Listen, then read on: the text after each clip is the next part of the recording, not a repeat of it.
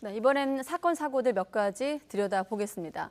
전 직장 동료를 감금해 낮에는 자신들의 아이들을 돌보게 하고 또 밤에는 성매매까지 시킨 40대 부부의 충격적인 범행이 드러났습니다. 경찰은 전형적인 가스라이팅 범죄로 보고 있습니다. 관련 내용 포함한 사건 사고 양지민 변호사와 짚어보겠습니다. 어서 오십시오. 안녕하세요.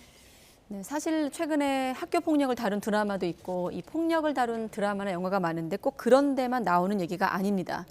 실제 있었던 일인데 한 여성이 과거 직장 동료에게 폭행을 당하고 감금을 당하고 다음 얘기 좀 이어서 해주시죠. 어떤 일이 있었던 겁니까? 네, 이게 대구에서 있었던 일인데요. 네. 말씀해주신 것처럼 이 피해자와 가해자는 이제 전 직장 동료 사이입니다. 예. 그런데 이제 피해자가 내가 경제적으로 굉장히 좀 곤궁한 상황에 처해 있다, 좀 경제적으로 어려움을 겪고 있다라고 하니까 네. 이 친언니 같이 따르던 사이였기 때문에 그 여성이 우리 집으로 와서 같이 좀 생활하자, 내가 도와주겠다라고 합니다. 그래서 피해자가 그 부부의 집에 들어가게 되는데 들어간 이후에 경제적으로 도움을 주는 것이 아니고 이 여성에게 피해자에게 낮에는 본인들의 이제 아이가 있었거든요. 미취학 아동인데 집에서 이 아이를 돌보게 하고 그리고 집 밖으로 못 나가게 했습니다. 그리고 밤에는 이제 성매매를 시키는데요. 성매매를 시킨 횟수가 무려 2,000회에 달한다라는 지금 이야기가 나오고 있는 상황이고요. 본인들의 말에 복종하지 않거나 따르지 않을 때는 굉장히 심한 수준의 이제 폭행까지도 해서 사실상 이 피해자가 뭔가 감히 내가 여기서 도망을 간다라든지 벗어나고자 하는 그 생각을 좀 할 수 없었던 상황으로 보입니다. 네, 집 밖으로 나가지도 못하게 했는데 더 충격적인 건 가해 부부의 후배와 강제로 결혼까지 시켰다고 합니다. 이게 어떻게 이런 일이 있었을지 참 상상도 어려운 일인데 맞습니다. 어떤 내용인지도 설명해 주시죠. 네, 이 부부가 본인들의 집에서 이렇게 여성을 가둬놓고 학대하는 것에서 또 모자라서 일면식도 없는 남성 후배를 갑자기 데리고 와서 이 피해자와 결혼을 하게 시킵니다. 예. 그런데 이 남성도 참 이해가 안 가는 것이 실제로 결혼을 했어요. 그래서 혼인 생활을 유지를 했는데 그 혼인 생활이라고 하는 것이 실제로 이제 부부라고 볼 수는 없을 것이고 예. 이 후배가 이제 이 피해자를 계속해서 24시간 감시를 하고 도망가지 못하게 하는 그런 역할을 한 것으로 보이고요. 그렇게 본다라면 사실은 이 결혼한 남성 역시도 이 부부와 공범으로 볼 수 있을 것입니다. 왜냐하면 본인이 딱 봐도 이 여성의 이제 얼굴이라든지 몸에 굉장히 상처가 많았고 멍투성이었고 이렇다라고 전해지고 있는데 그걸 보자라고 한다면 폭행이라든지 상해 그리고 이렇게 협박을 당하고 있다라는 걸 모를 수가 없는 상황이었거든요. 예. 네. 그걸 다 알고 있음에도 불구하고 본인이 이 여성을 감시하면서 거기에 동조를 하고 함께 행위를 했다라는 것은 공범으로 볼 수밖에 없는 그런 정황들이 많은 상황입니다. 네. 입에 담기 어려운 학대 내용 또 피해 규모가 상당합니다만은 관심 있는 사건이라 저희가 다루고 있습니다. 변호사님과 함께 최대한 법리적으로 다뤄볼 텐데 특히나 피해자한테 3년간이나 성매매를 시켰고 수억 원을 갈취한 것으로 드러났거든요. 네. 피해 내용과 또 이렇게 갈취한 돈은 어떻게 되는 건지까지 함께 전해주시죠. 네, 우선은 이제 하루에 할당량을 정해놨다라고 합니다. 그래서 하루에 80만 원을 벌어오지 못하면 성매매를 통해서 벌어오지 못하면 네. 거기에 이자까지 쳐서 그 다음날 갚도록 시켰다라고 하고요. 80만 원의 할당량을 채우려고 하다 보니까 굉장히 많은 횟수의 이제 성매매를 할 수밖에 없었던 것입니다. 예. 이 여성의 입장에서는 이 부부가 이 성매매를 알선할 수 있는 그 어플리케이션을 통해서 이 남성을 지정을 해주면 해당 장소에 가서 이 남성과 만나서 이제 성매매를 한 것으로 보이고요. 네. 그리고 이렇게 얻은 그 범죄 수익이 5억 원가량 된다라고 합니다. 그래서 이 5억 원가량은 이 피해자가 손에 쥐어보지도 못하고 다 이 부부가 다 가져갔다라고 하고요. 예. 경찰은 이 부분에 대해서 이 범죄의 수익으로 보아서 몰수 추징 보전을 하겠다라는 지금 입장입니다. 예, 지금 YTN 취재 결과 따르면은 이 가해 부부가 피해자가 도망치면은 또 쫓아와서 붙잡고 오히려 또 가혹하게 또 학대하는 내용들도 있습니다. 또 심지어 가족이 찾을 수 없도록 이름까지 개명했다고 하는데 이 내용도 좀 짚어볼까요? 맞습니다. 그러니까 이 부부가 굉장히 계획적으로 이 여성을 착취한 것으로 보입니다. 왜냐하면 결혼을 시킨 것도 사실은 가족관계 등록부를 떼보면 이제 결혼을 했다라는 것이 나오고 그리고 가족들의 입장에서 피해자 가족들의 입장에서 설마 피해자가 우리에게 알리지도 않고 결혼을 하지는 않았겠지라는 생각을 쉽게 할 수가 있습니다. 있어요. 그렇기 때문에 뭐 시간이 걸리면 뭐 찾을 수는 있겠지만 찾지 못하게 하기 위해서 결혼도 시키고 감시의 역할도 시키고 더불어서 이름도 아예 개명을 하게 합니다. 그래서 가족들의 입장에서 어쨌든 뭐 찾고 싶으면 사실은 뭐 수사기관에 뭐 실종 신고를 하더라도 이름이라든지 아니면 사진이라든지 이런 정보를 제공하게 되는데 이름이 아예 다른 사람이다 보니까 그리고 성매매 남성들과 이제 만나는 접점들이 있잖아요. 예. 그럴 때에도 사실은 개명을 시켜서 개명한 이름을 사용하도록 해서 본인들의 이제 신분을 어떻게 보면 좀 숨기기 위해서 많은 노력들을 한 것으로 보이고요. 어쨌든 결국에는 찾기는 했지만 그렇기 때문에 가족들의 입장에서도 좀 시간이 걸렸던 것으로 보입니다. 찾으려고 해도 쉽게 찾을 수가 없다는 게 피해자 가족의 입장이었는데 특히나 이번 사건이 알려지게 된 배경도 눈에 띕니다. 몸에 상처를 본 이를테면 성매수남이 신고를 했다고요? 맞습니다. 이 성매매를 하러 남성과 이제 마주하게 됐을 때 워낙 이제 몸에 상처가 많다 보니까 그 모습을 보고 이제 도망간 남성도 사실 있다라고 해요. 그런데 이 사건이 알려지게 된 것은 성매매를 하려고 이제 남성이 봤는데 피해자가 너무나 이제 몸에 상처가 많고 뭔가 잘못된 것이 있다. 그러니까 학대를 받고 있는 정황들이 너무 명확하다 보니까 이 남성의 입장에서는 실제 성매매 행위가 이루어졌는지 여부는 아직은 알 수는 없지만 네. 어쨌든 본인이 처벌을 받을 수 있는 가능성이 있음에도 불구하고 이것을 이제 수사기관에 알려서 신고를 하게 된 것이고요. 그만큼 이 여성이 받았던 피해 그리고 폭행의 정도는 굉장히 심각한 수준이었다라고 볼 수 있겠습니다. 경찰은 지금 뭐 성매수 남성들에 대해서 별도의 특별수사팀 꾸려서 수사 중이라고 하는데 이들에 대해서는 어떻게 되는 건지 그리고 최초 신고한 그 남성에 대해서는 또 좀 다른 뭐 결론이 나는 건지 이런 부분도 짚어볼까요?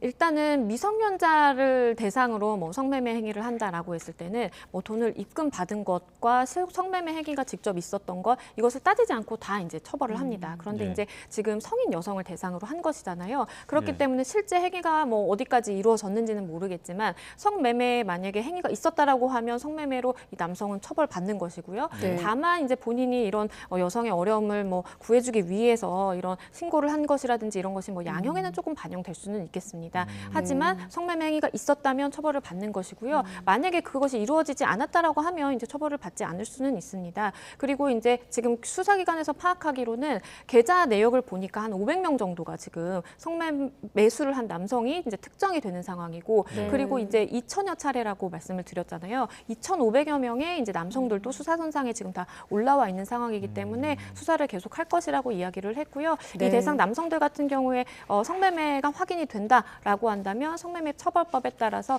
1년 이하의 징역 300만 원 이하 벌금에 처해질 수 있습니다. 예. 네, 입에 담기 어려운 가혹 행위 또 피해 내용은 사건의 진상, 실상을 좀 알리기 위해서 저희가 자막이나 화면을 통해서 알려드리고 있고요. 자, 경찰에 따르면 가해자와 피해자는 과거 같은 직장에서 근무한 사이라고 알고 있고 일단 전형적인 심리적 지배, 가스라이팅 사건으로 판단하고 있다고 들었습니다. 어떤 처벌이 어떻게 내려질까요? 일단 이들이 받고 있는 혐의 같은 경우에는 감금. 그러니까 내가 문을 물리적으로 걸어 잠그지 않았다고 하더라도 네. 심리적인 지배를 통해서 집 밖을 나가지 못하게 하는 건 역시 감금에 해당합니다. 그래서 감금의 혐의 그리고 이제 성매매를 알선했죠. 그리고 상당 수준의 이제 폭행이 있었는데 이거는 상습 상해까지도 이를 수 있는 수준으로 보입니다. 그리고 뭐 협박이라든지 다양한 범죄 혐의를 지금 받고 있는 상황이고요. 말씀해주신 것처럼 바깥에서 보면 아니 다 큰 성인 여성이 왜 저기서 도망 나오지 못하고 네. 저렇게 피해자로 지낼까라는 생각을 하실 수는 있겠는데 말씀 주신 것처럼 전형적인 가스라이팅 이제 사건으로 보입니다. 그래서 워낙 심리적인 정신적으로 지배를 하고 있고 거기에 더불어서 물리적인 폭행이라든지 이런 것도 고문의 수준으로 이제 발생하다 보니까 피해자 입장에서는 여기서 쉽게 벗어날 생각을 못하고 계속해서 피해를 받아오는 것으로 보입니다. 네, 다른 또 충격적인 사건이 있어서 이 사건도 한번 짚어보겠습니다. 이미 여러 차례 언론 보도가 되긴 했습니다만 인천에서 사망한 지 2년이 지난 것으로 추정되는 70대 여성 백골이 발견이 됐는데 경찰이 함께 살던 딸을 체포했거든요. 이 사건 개요도 짚어볼까요?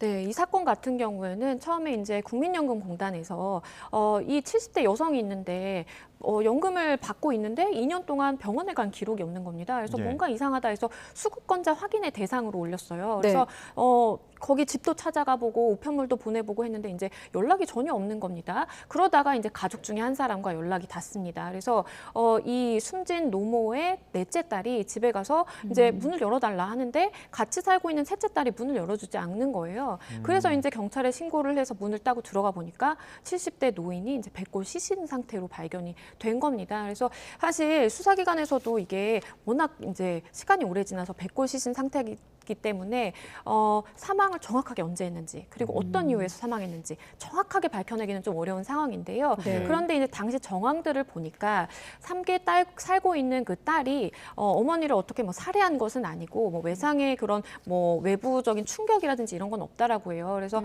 일단은 같이 살다가 어머니께서 이제 돌아가셨는데 생각을 해보니까 우리 집의 생계는 어머니께서 사고 있는 그 연금이 이제 유일한 상황이었던 겁니다. 매달 한 50만 원에서 60만 원 정도 되는 그 연금으로 생활을 하다 보니까 어머니가 숨지게 되면 나는 이건 더 이상 받을 수 없다. 그냥 방에 두고 생활하자라는 생각을 한 것으로 보이고요. 그 방에는 백골 시신 옆에 딸의 일기장이 있었는데요. 2020년 8월 어머니가 숨을 쉬지 않는다라는 이제 내용이 있다고 합니다. 그래서 그걸 기반으로 했을 때 어머니가 숨진 지는 한 2년 정도 됐고 그리고 연금을 좀 타기 위한 목적으로 이것을 뭐 사망 신고라든지 이런 걸 하지 않고 그냥 집에 방치한 것이 아니냐라고 생각하고 있습니다. 네, 지금 말씀하신 두 가지 정황, 2020년 8월에 어머니가 숨졌다는 딸의 메모가 발견된 점, 그리고 연금 보정수급 이제 이 부분을 확인해야 될 텐데 숨진 지 2년이 지나서야 지금 백골 시신으로 노인이 발견됐습니다. 담당 가족은 당연하고 이웃도 그렇고 담당 구청까지 이걸 몰랐다는 것도 좀 이해가 안 되거든요. 맞습니다. 근데 이제 구청의 입장은 그렇습니다. 이 노모가 사실은 기초생활수급자였는데 자녀들의 소득이 이제 올라가다 보니까 한 네. 2년 전 정도에 기초생활수급자에서 탈락을 했다라는 거예요. 그래서 본인들의 이제 관리의 대상 안에 있지 않았고, 그리고 이제 그 집도 사실은 노모의 명의로 되어 있고 같이 사는 딸이 있기 때문에 이렇게 홀로 사시는 이제 어르신들 같은 경우에는 구청에서 좀 관리를 하고 찾아뵙고 하지만 딸과 같이 생활하고 있어서 그 부분까지 잘 관리하지 못했다라는 지금 이야기가 나오고 있는 상황이고요. 주민들과도 거의 막내가 없고, 그리고 말씀드린 것처럼 6남매를 두고 있지만 셋째 딸과만 같이 생활하고 나머지 자녀들과도 한 2년 동안 전혀 막내가 없던 것으로 파악되고 있습니다. 네, 그러니까 백골 어머니의 시신을 집에 방치한 딸이 구속이 된 건데 어떻게 좀 처벌될까요? 일단은 사체 유기죄 혐의를 받고 있습니다. 우리가 내가 꼭 반드시 어떠한 뭐 사망의 행위를 하지 않고 살인의 행위를 하지 않았다고 하더라도 네. 사체에 대해서 뭐 매장의 형태로 반드시 이제 사망 신고를 하고 그 절차를 거쳐야 되는데 그걸 하지 않고 그냥 방치한 것만으로도 범죄가 성립하거든요. 그래서 사체 유기죄 혐의를 받고 있고요. 거기에 더불어서 이제 국민연금과 기초연금 부정수급한 금액이 한 1,500만 원 정도가 됩니다. 그래서 이 부분은 구청에서 환수할 예정이다. 일반적으로는 환수를 할 때 원금과 더불어서 이자까지도 이제 환수를 하거든요. 그래서 그 부분에 대한 조치가 이루어질 것으로 보입니다. 예, 저희가 지금 사건 사고 하나씩 짚어보고 있는데 마지막으로 또 주목받고 있는 사건이 있습니다. 제주 지역의 유명 음식점 대표를 살해한 사건인데 이것도 수사 상황 한번 짚어볼까요? 네, 일단은 주범 박모 씨와 그리고 이제 한 부부가 있습니다. 총 3명인데요. 모두 구속 기소가 되어 있는 상황이고요. 예. 네. 당시에 처음 구속이 될 때에는 수사기관에서 주범에게는 살인 교사, 그리고 이 부부, 실제 행동에 올린 부부에게는 살인죄를 적용을 했었는데요. 이게 살펴보니까 이건 돈을 목적으로 한 것이다. 그냥 단순히 살인이 아니고 이건 강도 살인을 적용해야 되는 사안이다라고 지금 판단을 하고 있는 상황입니다. 왜냐하면 그 주범인 박모 씨가 피해자와 고향 친구라고 합니다. 예. 그래서 피해자가 운영하는 식당도 많이 이제 도와주고 그랬었는데 네. 이게 이제 식당에 대한 운영권을 박탈당하게 되고, 그리고 본인이 지금 빚이 있었습니다. 한 8억 원이 넘는 빚에 대해서 이 피해자가 계속해서 이제 채무 변제 요청을 하다 보니까 이거 내가 갚지 않고 그냥 이 여성을 살해한 다음에 내가 식당의 운영권까지 다 확보해야 되겠다라는 그런 고의를 가지고 살인의 교사 내지는 본인이 직접적으로 굉장히 적극적으로 행동을 했다라고 보이는 것이고요. 이 부부 역시도 경제적인 곤궁 상태로 인해서 사실은 실행에 옮기게 된 그런 상황입니다. 그래서